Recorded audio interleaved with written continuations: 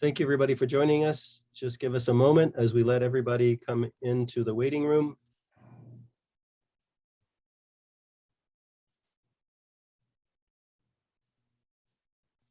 Thank you, everybody, for joining us. We'll start in just a moment.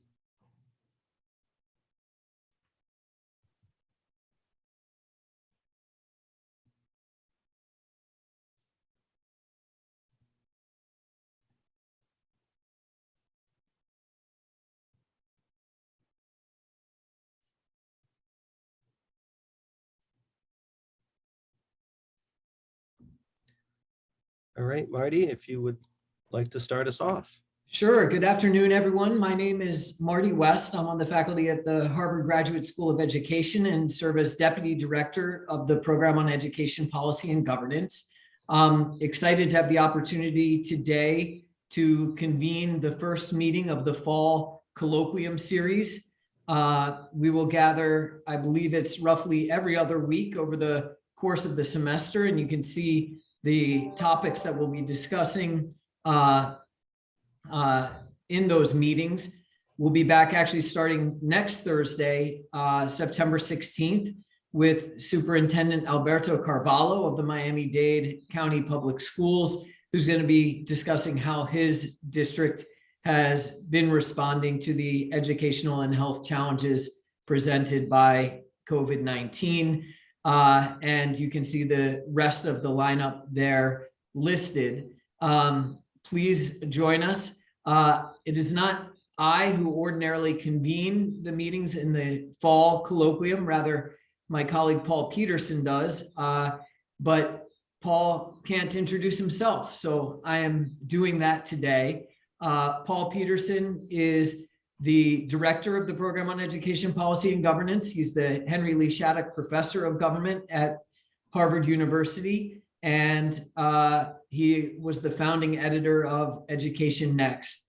And today he's going to be sharing with us some work we've done together along with other co-authors, analyzing the latest iteration of the Education Next survey of public opinion. So Paul, I will turn it over to you. And as I do so, I'll let people know that they can join the conversation by either typing questions into the chat box, which I will monitor and find a way to bring to Paul's attention at an appropriate point in time, or by raising your hand using the participants tab on Zoom.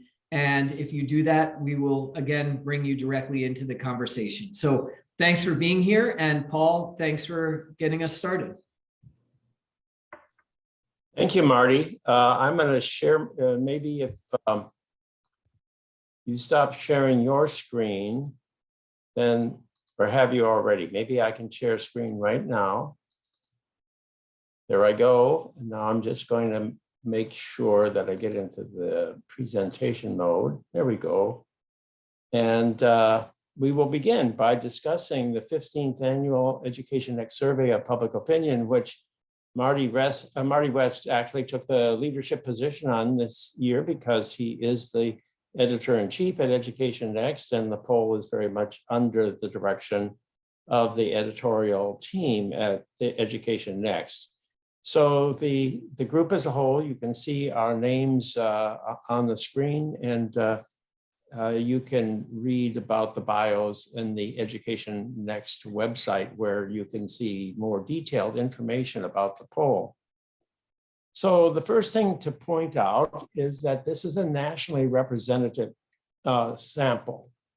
So we actually take considerable pains to make sure that the sample that we poll is one that one can reasonably infer is representative of the opinions of the group that's being sampled, which in this case was two groups. One, a nationally representative sample of the public as a whole, and the second one was a nationally representative sample of parents of school-aged children, or more exactly, of children, except that the parents actually talked about each of their children.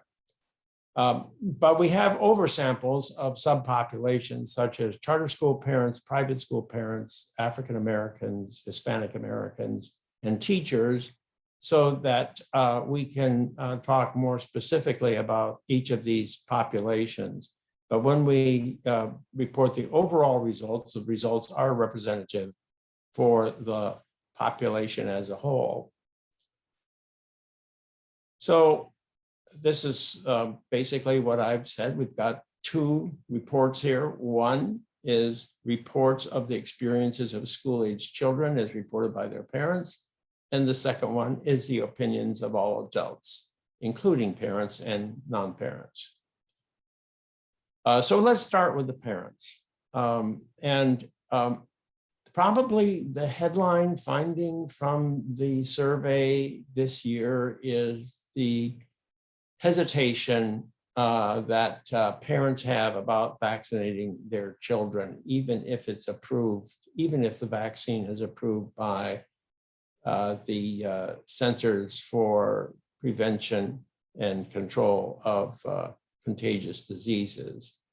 So here you can see that it's well 50% or 51% of the general public. Well, it isn't necessarily general public there. It's of all parents or all children's parents, school-aged children would have their children vaccinated. A surprising percentage would not have their child vaccinated or are not sure about it. And I guess the other finding, which has been evident from other studies out there, is that the Republicans are more hesitant to have their child vaccinated than are the Democrats.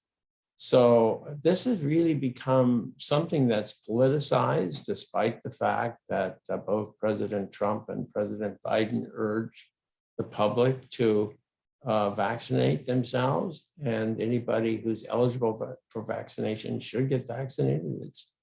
It's to your own benefit and to the benefit of others, but there's a lot of hesitancy, a lot of fear nonetheless. Now, the same thing is true about masking. When adults were asked, and this is the whole population here, when they were asked whether or not they supported the masking of children at school, the support and the opposition is more or less evenly divided, with a little bit more support than opposition, but a lot of don't knows in there as well. So you don't have majority support for masking in schools, even though probably many schools are requiring masking, although it varies across the country. So the opposition is again coming from Republicans to this intervention. It's almost as if Republicans feel like safety first is not the issue here.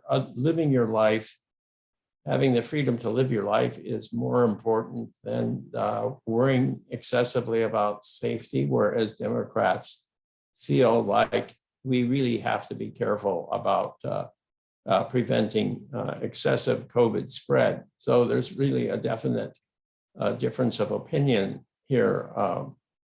And it carries through to supporting minimum distance requirements in schools, where the public is sort of divided here. The public seems to be more opposed to this than supportive of it. But it's a close call, and with a lot of people saying don't know. So it's not like, there's a majority either support it or don't know, but then the opposition is a little bit larger than the support level, and it's especially large among Republicans, much less so among Democrats. So I think the distance requirement, a lot of schools are not requiring that. It would be very, very difficult for schools to open in person and impose these distance requirements. And I think they discovered that young people are just going to ignore them anyhow. You can't yell continuously, 6 feet, 6 feet. So so I think in general, I think there's a difference here between the masking, which there's a sort of, marginally more support, than opposition, and then in distance requirements where there's marginally more opposition than support. But the political divide is consistent across all these measures. As it is for remote learning, it turns out that the Democrats are much more supportive of remote learning than the Republicans are. This is for elementary school kids. And I think this is related to this whole safety issue that the Democrats feel like, okay, if remote learning is desired for safety reasons, then you should allow that, whereas Republicans are more of the opinion that people need to get back to leading their lives as they were. But if you look at the public as a whole, they're pretty much evenly divided between these two positions. There's not too much difference. This is for elementary school. Now, if you go to high school, it shifts a bit and you see a lot more support for remote learning. So elementary school level is 41% from the public as a whole, 51% for high school. So this only makes sense because older kids probably can make use of the internet more effectively than younger children can. But the same partisan pattern is evident, whether you're talking about high school students or elementary school students. And you see that the support among Democrats is much greater than 20 percentage points greater than it is for Republicans. So that's sort of the contemporary situation, what people think about it. We also asked them about whether they thought schools should emphasize the academic performance of students or their social emotional well-being. And well, what's the most important? Now, when we asked this question 2 years ago, and I gotta tell you that this was Marty West's question. He really felt like this would be, we'd never asked a question like this before 2019. And it was a very smart idea back then to ask that question because it gave us, okay, this was the normal pattern. Most people sort of thought academic performance should trump social and emotional learning in schools. After all, schools are about teaching kids math and reading and social studies and science and then the other subjects. That's what schools have historically been all about. But people even then recognized, many people, that social emotional learning was important. So, but it still was a sort of 2-to-1 in favor of academic learning. And now it's 50-50. So people prefer a balance between these two objectives of school. And I think COVID's experience has had a profound effect. So thank you, Marty, for suggesting that question, because it's a really interesting change in public opinion that we picked up as a result. We turn to the perceived effects of COVID mitigation measures on students in the district sector and the charter sector and the private sector, because we have this oversample of children attending schools in the charter and private sector. So we actually are able to make some comparisons across the sectors that are statistically significant whenever they're substantial. And you can see here that there is a substantial difference among the sectors. And this is a repetition of what we found in November of 2020. So this survey here was conducted in June 2021. We just released the results in late August, but the actual data collection was in June of 21. But and we had done a survey in November asking parents exactly these same questions. And I'm not showing it on the screen here, but you can read it in the material that's on the Education Next website. As a bottom line key finding is that there's very little change in what parents are reporting in November and in June. So after a full year of disruption, they're reporting about what they were last November. So what they're reporting is, in the district sector, 42% are reporting a loss in academic knowledge and skills, and about the same in emotional well-being, and even more in terms of social relationships. It's over 50%. And in physical fitness, it's substantial, like 44%, which suggests that one of the things that happens at school is that kids get their exercise, and if they don't go to school, they lose out in ways that we don't ordinarily even think about.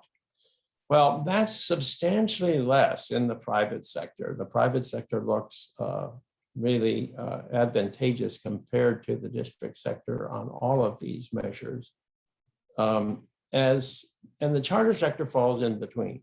I mean, it's just like on so many questions that you ask a parent, the charter sector looks a little different than either the district or the private sector, but it's somewhere in between. But having said that, you have to say that quite a substantial percentage of parents actually said that the effects of the mitigation measures on students' academic knowledge and skills is actually positive. Like it's 33%. Those green bars over there on the other side of the screen are not trivial in their length. So even though you can say a lot of parents saw some negative effects, they're not a majority of all the parents. And then there are some who say, well, it didn't really have any effect. That's the gray bar in the middle. So it's not like this is being reported by all the parents as being a negative impact. So in some ways, perhaps the big surprise here is that parents are not perceiving things as more negative than they are, given the data that's coming in from other sources about loss of learning that's happening in school.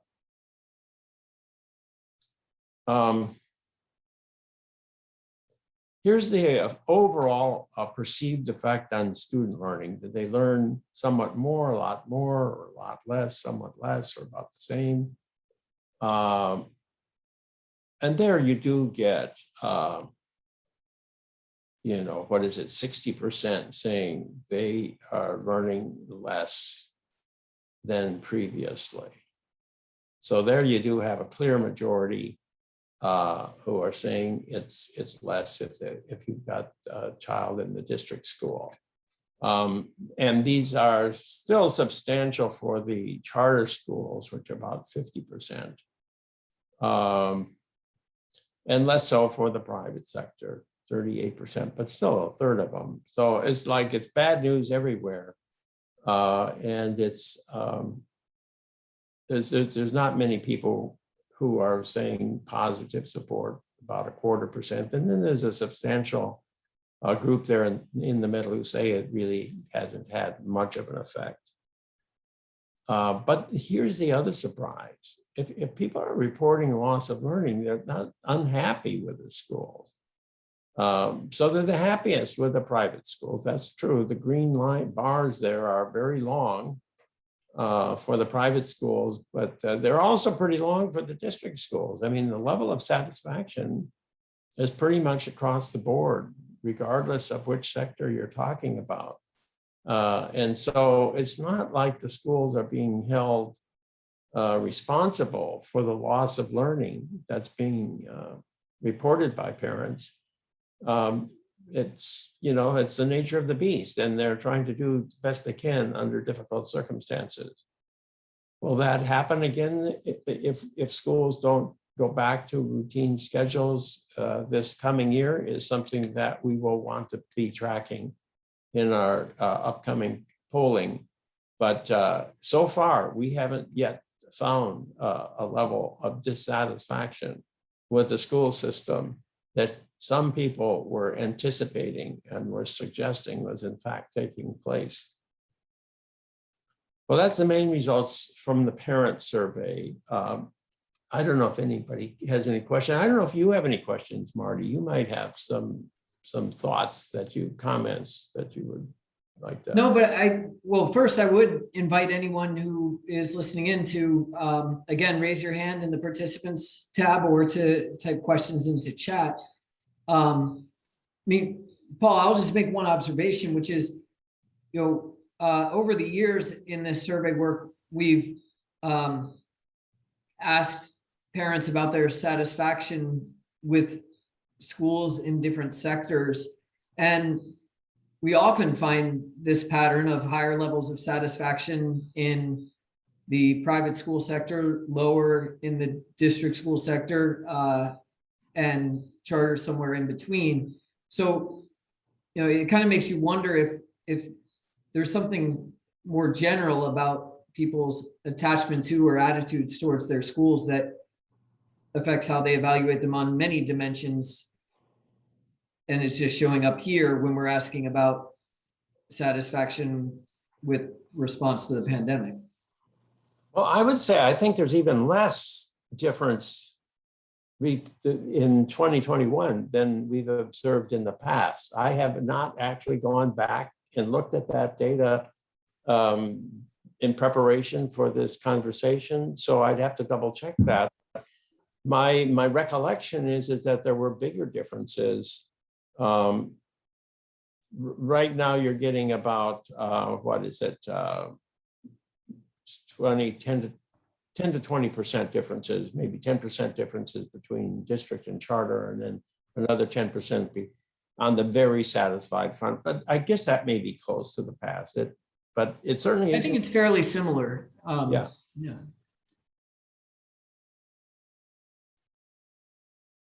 Any other questions or observations?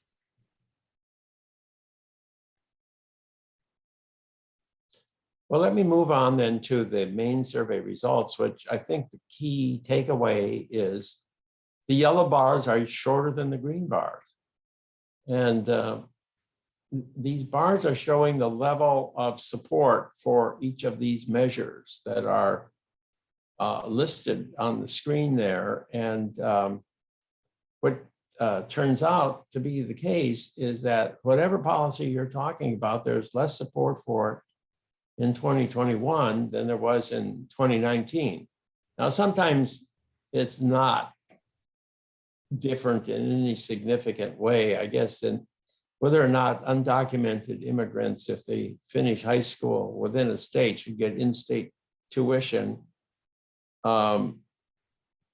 There's been no change in that at all. That's the last one way down there at the bottom.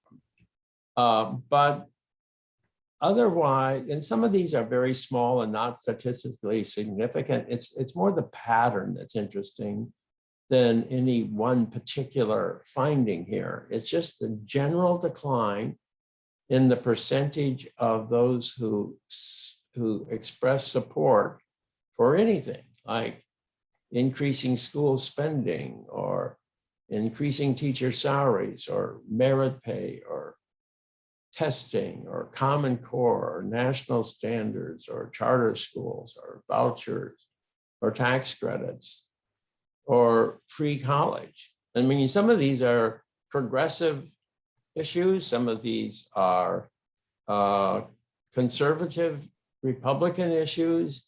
Some of them are more in the middle, such as testing.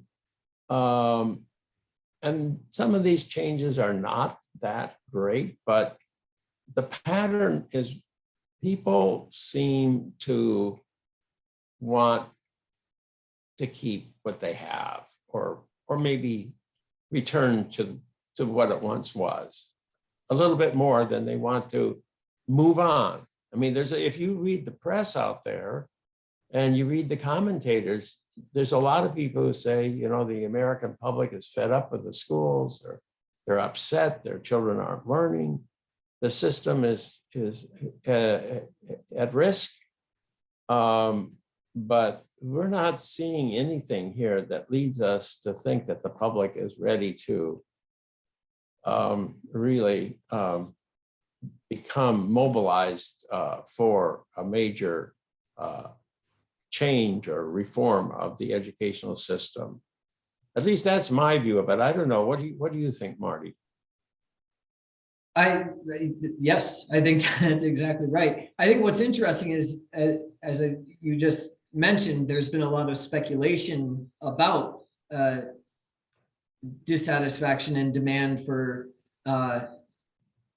radical change to how education is organized. And I guess the question is how we can reconcile those two things. One way to do so is to point back to the parent survey that you were just mentioning, that although parents do see harmful effects of the pandemic, they nonetheless remain generous in their assessments of how schools have managed in light of the challenges that they face.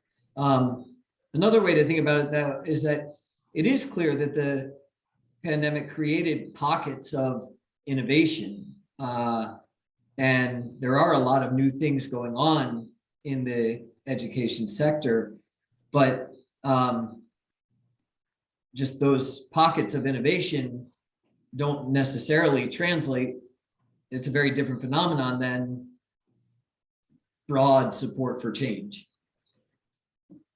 And the other thing I would, but I think is happening out there that the poll isn't picking up, and that is, I think elites are seeing this as an opportunity to promote changes. And to the extent that elites can control political action, regardless of the current state of public opinion, we might be seeing more changes out there than these numbers suggest. So for example, we know that in many legislatures around the country, a lot of school choice legislation is being enacted that hadn't been, it hadn't been possible to enact that before current pandemic. So that's one thing that's happening out there. And we also see that the liberal elites are using this as an occasion to push for free college and greatly expanded preschool and attempts to raise teacher salaries, certainly expand federal aid to state and local authorities. One of the things we've asked in the past is whether or not the public supports more spending by the federal government. And of course, the public always expands, is in favor of more spending in general. You can see that in these figures here, even though it's down a bit, it's still majorities want to have more spending if they don't know how much spending exists now. And they especially like spending by the federal government. So elites can capitalize on a crisis moment, even if there isn't that backing from the public as a whole.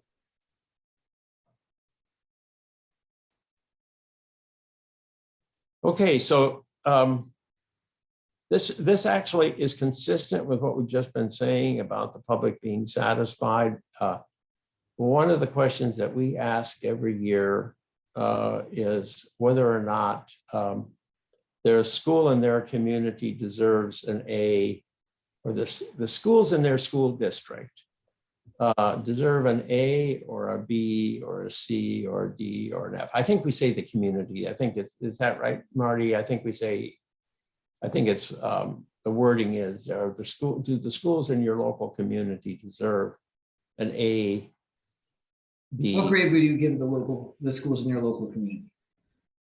Right. So, back in 2008, only 40% of the public were willing to give their local schools a grade of an A or a B. And if you go back further than, well, in 2007, I think it's even less, but so by 2018, that had gone up considerably. Why that is, we don't know. We don't see anything in that students were learning a lot more in school a decade later in 2018 than they were in 2008.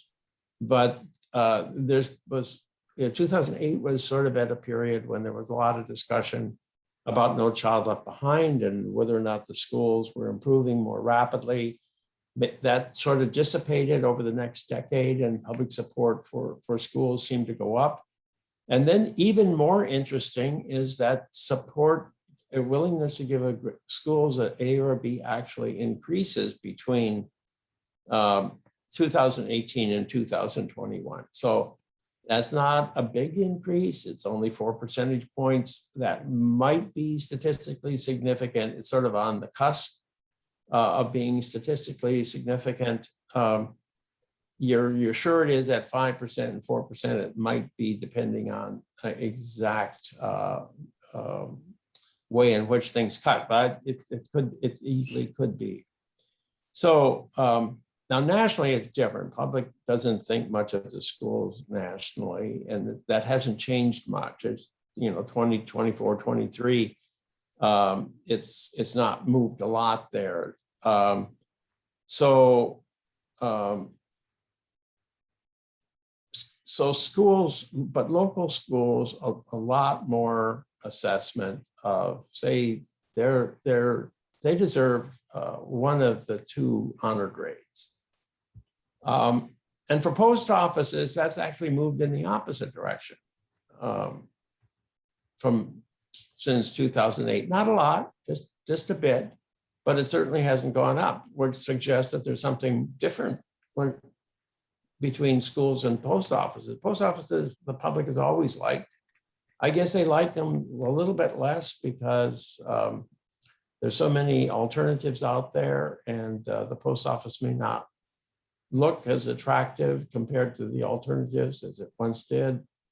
But the other thing that's amazing here is we asked about the local police, and we asked that question back in 2008, and then given all of the conflicts surrounding the police that have occurred in recent times, it's quite striking that public opinion hasn't taken a tumble, but rather it's stayed high and actually edged up a bit.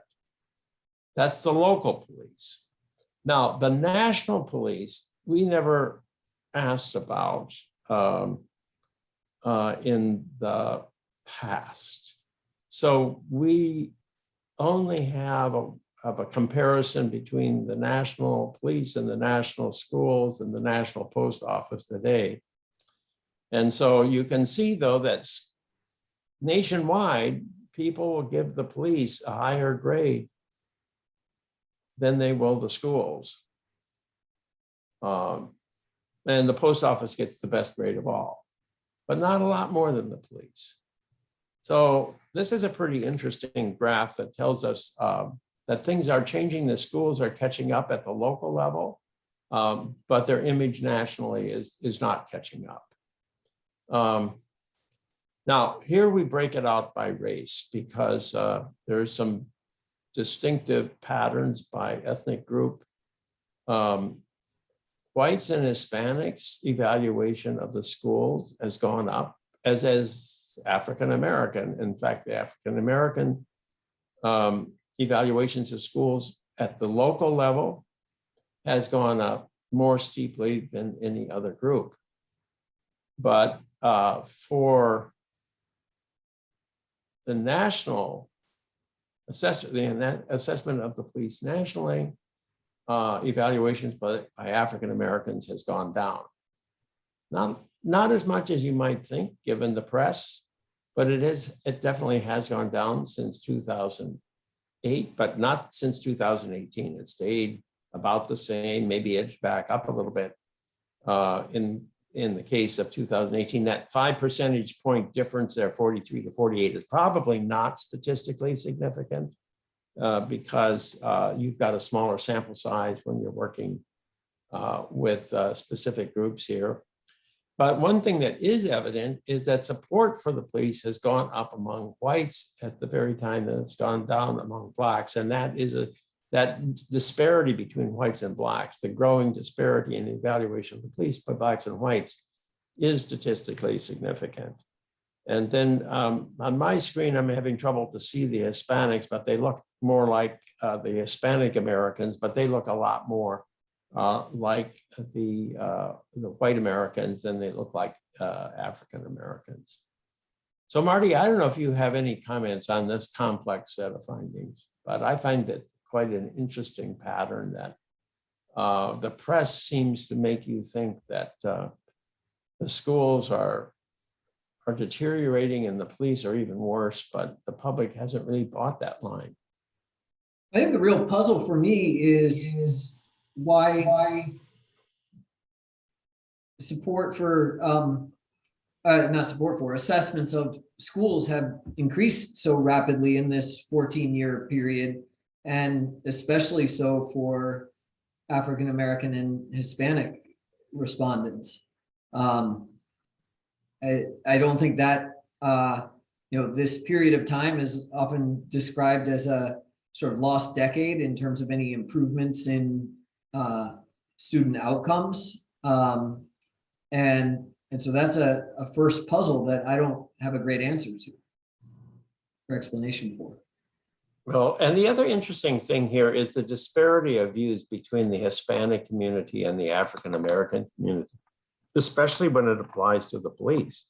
More also to the schools. You notice that the evaluation of the schools by the Hispanic segment of the population is 12 percentage points higher today than for African Americans, and it's always been higher. It's just back in 2008 it was higher, and for the police the same is true. So and the declining support for the police among the African Americans in the sample is actually not repeated when you look at the Hispanic community. So I find a lot of the lumping together of non-white Americans into one big basket as sort of maybe oversimplification of reality out there. All right, moving on. Teacher unions, Americans are divided on between whether they're having a positive or negative effect. And they've been split almost evenly in half since we began surveying them back in 2013. And those giving a negative assessment, it's declined a bit. Those giving a positive assessment increased up until 2019 and has declined. So there has been a bit of a decline in this perceived effects of teacher unions on school quality most recently, but it's not a lot and it may not be. It's on the borderline of statistically significant. Given your sample size there, I think that you don't know for sure whether that's statistically significant, although you do see a clear trend there from 2019 to 2021. So needless to say, this evaluation of the unions falls along party lines, with Republicans much more skeptical of the unions than Democrats are.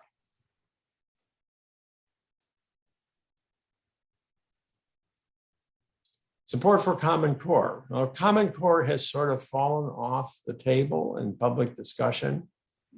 So it may not make a lot of sense for us to keep asking this question, but Common Core standards are still in place in many states, so they have often used a different name for them.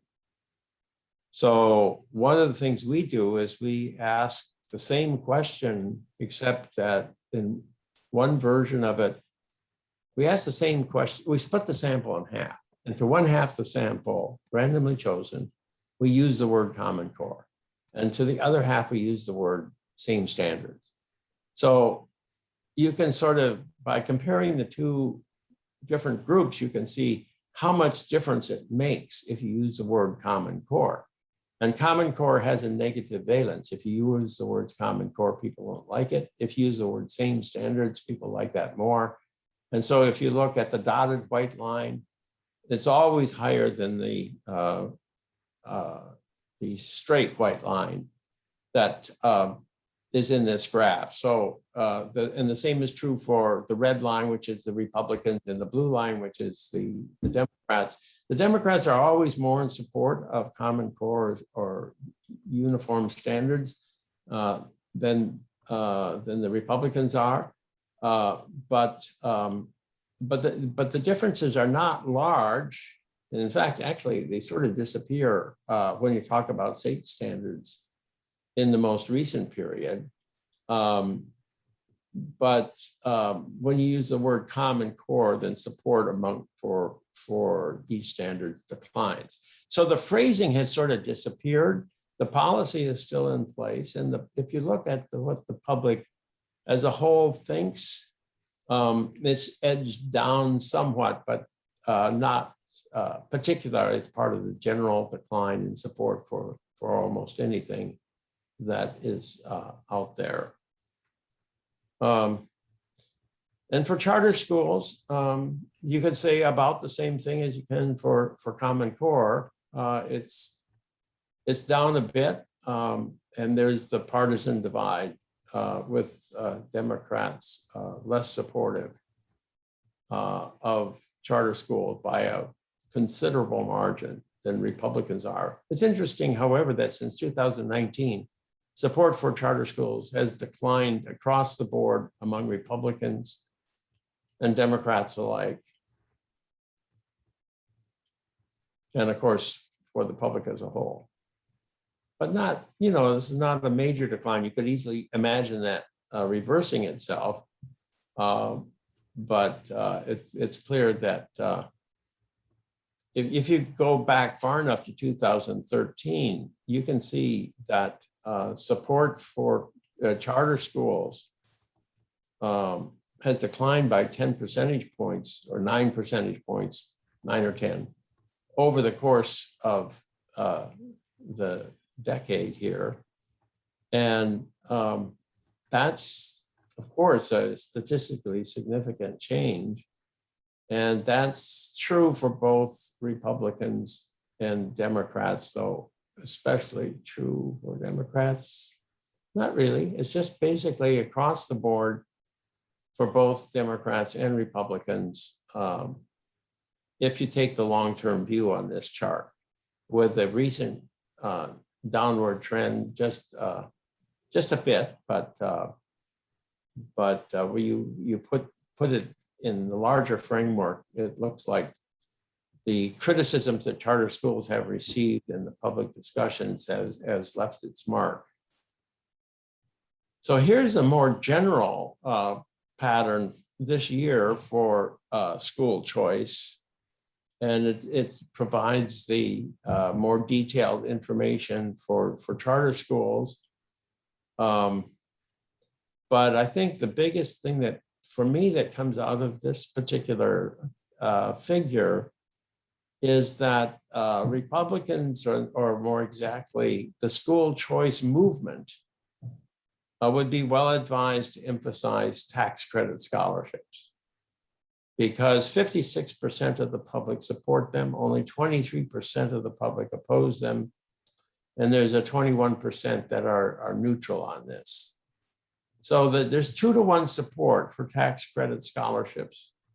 And that's at the very bottom of the table. You can see this, or the very bottom of the figure, you can see this. And it's especially true for Democrats, that Democrats are actually substantially more supportive of tax credit scholarships than Republicans are. So it's probably not surprising that in state legislatures in many states across the country have been considering variations on the tax credit scholarship. That is something that garners bipartisan support among the public at large. And of course, you don't see, this is not as partisan. Charters are you get partisan divide, but and low income vouchers, you get a partisan divide. But for low income charters, you actually get the partisan divide is that the Democrats support low income vouchers and Republicans less so. So it's a confusing picture, school choice, when you look at it from a partisan perspective. And you'd have to say that the school choice movement still has a potential to be a bipartisan movement because there's a lot of support within the Democratic community for vouchers and tax credit scholarships. Less so for charters. I mean, if you look at this, if you just look at the Democratic line and see those green bars, for charters, it's the shortest bar. And look at 33% of Democrats support charter schools and 61% support tax credits. That's a 30 percentage point swing, which is pretty big. Now for Republicans, there's not much different. 52% support charters and 53% support tax credits. So the swing there is among Democrats, but the general picture is that the tax credit idea has got more political legs, at least if you look at it from the point of view of the public as a whole. Spending.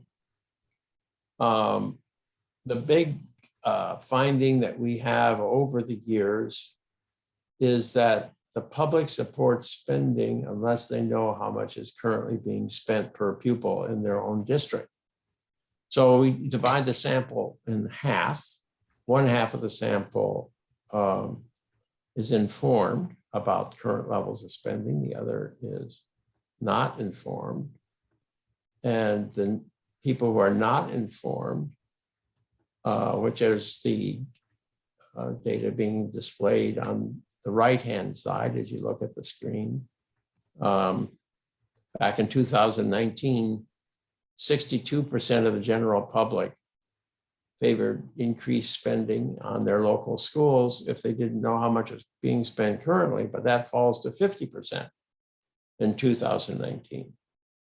And similarly, in 2021, among the public as a whole, that falls from 57% to 39%. Now, my guess is the big fall in spending among those who are informed. Look at that, it's a big change, 11 percentage points, 50 to 39 among those who are informed. Less so for the uninformed, but still a 5 percentage point drop among the general public in support for spending on their local schools.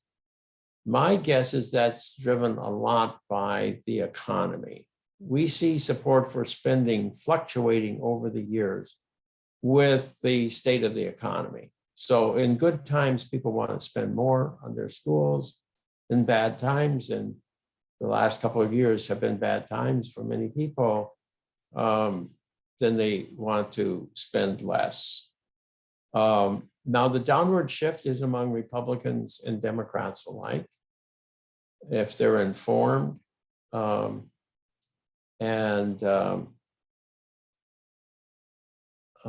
There's not too much to be said other than that it's just across the board.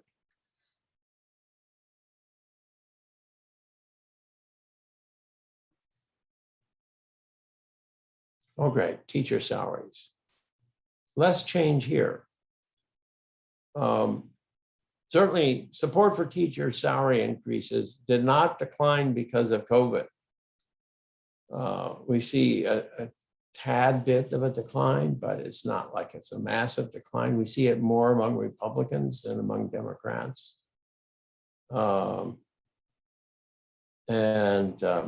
We see it both for the informed and the uninformed. It's not too much of a difference.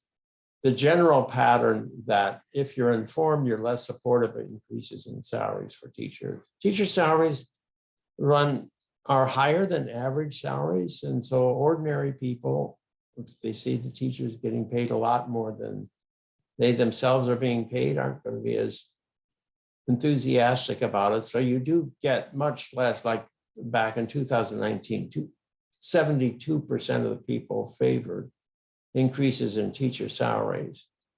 And if they're uninformed, if they don't know how high those salaries are. But once they're told how high the salaries in their own state is, that falls from 72% to 56%. And you can see that's consistent for 2021 as well. So there's the same thing as you get for schools, maybe a little bit less pronounced, but people are less eager to see salary increases for others if they're already getting paid more than they themselves are. Okay, free college. Well, support for free college, for free two-year colleges fell by 9 percentage points between 2019 and 2021, despite the fact that the current administration is pushing the idea. And it's declined, especially among Republicans, not a big surprise. And support for free for colleges, four-year colleges to be free, that fell by 17 percentage points. So that's a pretty big shift downward, which once again, I think could be attributed to the recession and also perhaps to the debate over whether or not a free college is desirable. So there's two things going on there that could be influencing this particular question.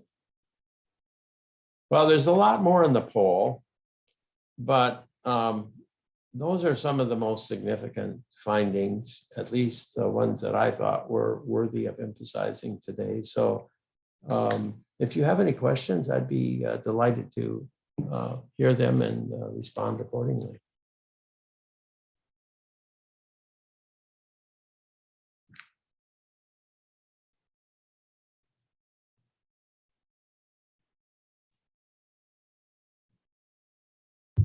Paul, you mentioned the economy potentially being a factor in explaining a little bit of a dip in support for school spending and perhaps also for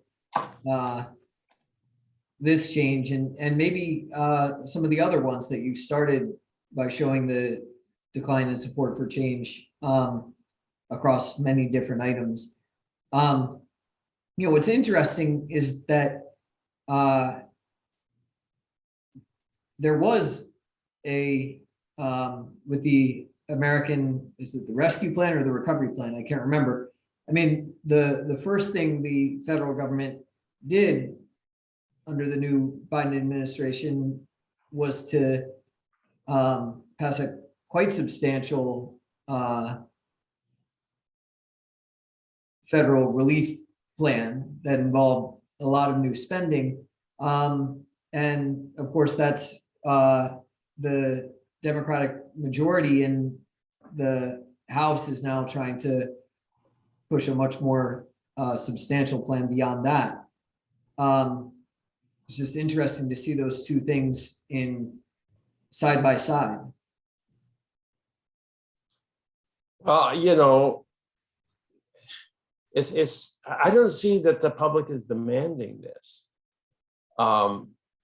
They may tolerate it, but I don't see it. I don't see evidence that the public feels like all of this is desperately needed.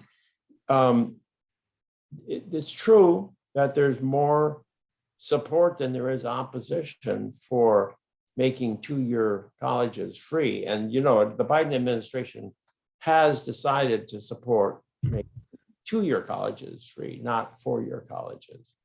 So, and they probably are looking at this information, and there are probably in other polls that are showing exactly that you can get majorities for 2-year colleges to be free, but not for 4-year.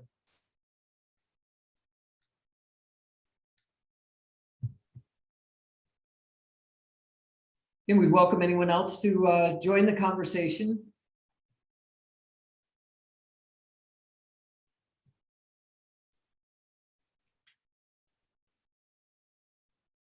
Failing that, we will ask Paul if he wants to share any closing words. My closing words are to invite everyone back next week, same time on Thursday, where I'll say arguably, so that I can say with confidence, arguably the nation's top school superintendent in the country will be joining us to talk about what's going on in his district right now, and that's Alberto Carvalho. Paul, any last words from you? Well, I just want to thank the audience for joining us today, and I will be launching a new poll this coming year. And if anybody has any ideas as to what we should be exploring for next year, we are always on the lookout for any suggestions that people have. So thank you for joining us today.